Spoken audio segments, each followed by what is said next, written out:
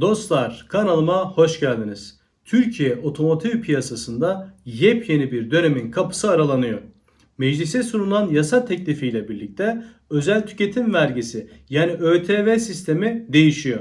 Peki bu düzenleme dizel, benzinli, hibrit ve elektrikli araçları nasıl etkileyecek? Fiyatlar düşecek mi yoksa cebimizi daha da mı fazla yakacak?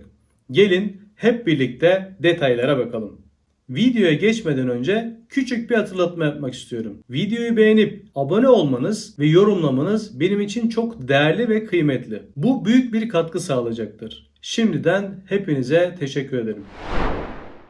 Evet dostlar, içten yanmalı araçlar dizel ve benzinli araçlarda kendi içinde 3 sınıfta yer alıyor. Şöyle ele alalım. 1600 motor ve altı, 1600 motor ile 2000 motor arası, 2000 motor üstü. Şu an yürürlükte olan sistemde içten yanmalı motorlu araçlarda ÖTV oranı motor hacmine ve matraha göre teorik olarak %45 ila %70 arasında değişiyordu. Ama gerçekte nasıl işliyordu bu sistem? %45'lerden araba mı alıyorduk biz? Hayır, maalesef alamıyorduk. Çünkü otomobil fiyatlarının artmasına karşın matrah dediğimiz yani vergisiz araç satış tutarları güncellenmediği için ve çok fazla düşük olduğu için tutturmak neredeyse imkansızdı. Yaklaşık 3 yıldır matrahlar güncellenmediği için pek çok model zaten fiilen %80 ÖTV ile satılıyordu. Yeni düzenleme ile birlikte bu fiili uygulama aslında resmiyete dönüştürülmüş oluyor diyebiliriz. 1600 motor hacmine sahip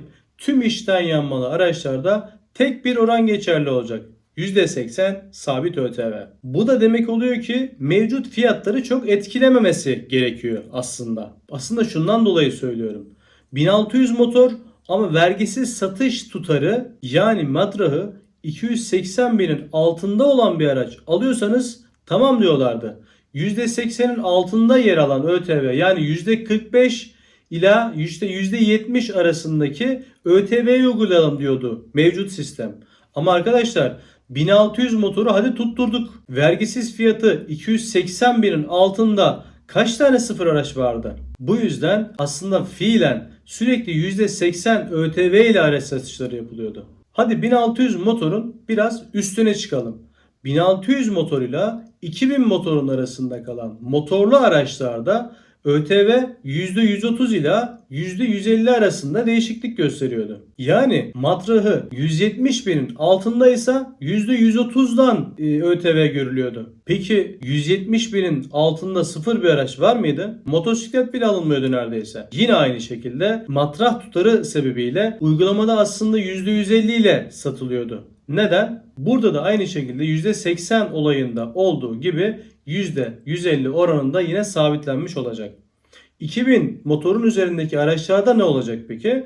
Onlarda da zaten ÖTV %220 idi ve aynı şekilde %220 olarak kalıyor. İçten yanmalı araç satışı rakamlarında tırnak içinde söylüyorum etkileme olmaması lazım. Ama sadece bu konu gündemde diye fiyatlarını yükselten markalar olur mu? Onu da bilmiyoruz tabii ki. Yaşayıp göreceğiz hep beraber. Diğer yandan şöyle bir dipnot da atalım değerli dostlar.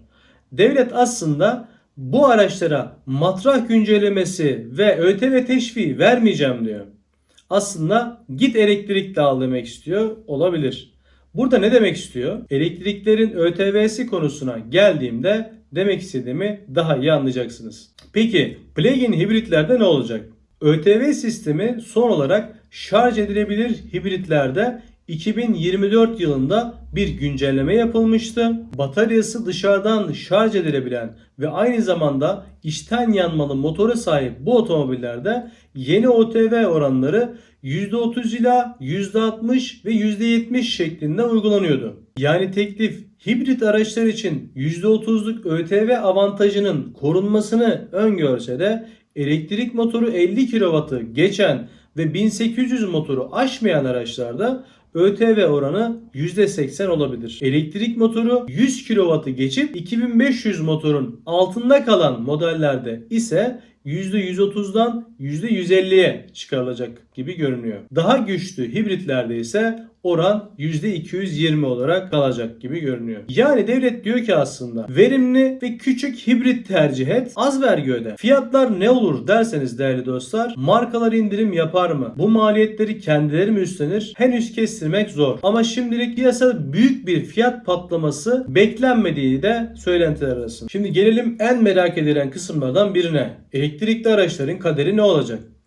Biliyorsunuz elektrikli araçlara ilginin artması için, alakanın artması için %10'luk bir ÖTV dilimi vardı. Şimdi yeni dilimle, vergi dilimiyle ve değişikliğiyle birlikte elektriklilerin kaderi hangi yönde etkilenecek? Aslında bu ne demekti arkadaşlar? Mevcut durumda 160 kW motor gücünün altındaysa ve 1450 matrah fiyatının da altındaysa %10'luk ÖTV ile satılıyordu. Örneğin BYD'nin Atto 3 modeli. Bu durumda da aşağı yukarı 1900 bandına kadar %10 dilime giriyordu.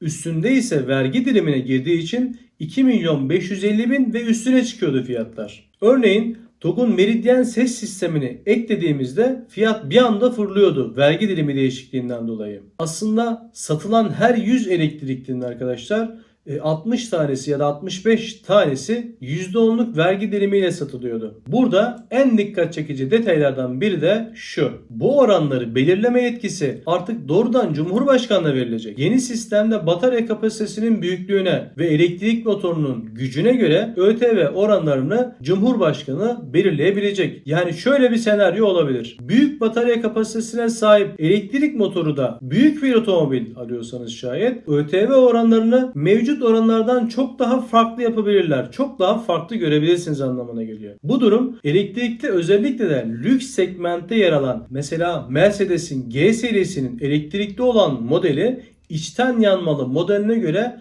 neredeyse 8 milyon 10 milyon daha ucuza satılıyordu. Yani burada ÖTV yükselirse içten yanmalı kadar olmasa da lüks araba alacaksan biraz daha fazla vergi vereceksin diyebilir devlet. Bu durum yerli otomobil markalarının özellikle de TOG'un satışlarını olumlu yönde etkileyebilir. Biliyorsunuz yeni T10F yolda ve ÖTV düzenlemesiyle rekabet gücünü artırmak, hızlı bir satış grafiği çizmesi de olasılıklar arasında. Son olarak arkası kasalı pick-up 4 çeker dediğimiz kamyonet sınıfındaki araçlar için %4 olarak uygulanan ÖTV ve bazı ticari araçlarda %15 olarak uygulanan ÖTV teklif şayet yasalaşır ise %50'ye çıkartılması planlanıyor. Tabi burada da fiyatlar ve satışlar ciddi şekilde etkilenir ve dengeler değişir gibi görünüyor. Peki tüm bu değişiklikler ne anlama geliyor? Yani yeni sistem daha sade ama kontrol artık daha çok siyasi iradenin elinde diyebiliriz. Piyasada fiyatlar düşer mi derseniz şimdilik mümkün görünmüyor. Biraz önce de söylediğim gibi %100 elektrikli olan araçlarda sanki bir teşvik yapılacakmış gibi açıkçası düşünüyorum. Piyasa genelinde ise fiyatlar noktasında bazı olumsuz durumlar gerçekleşirse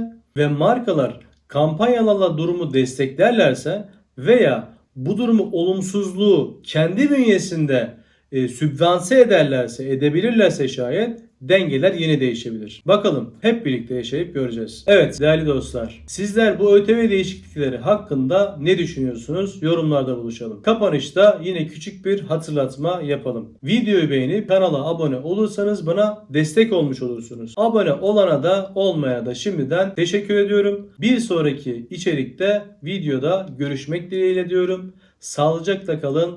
Allah'a emanet olun.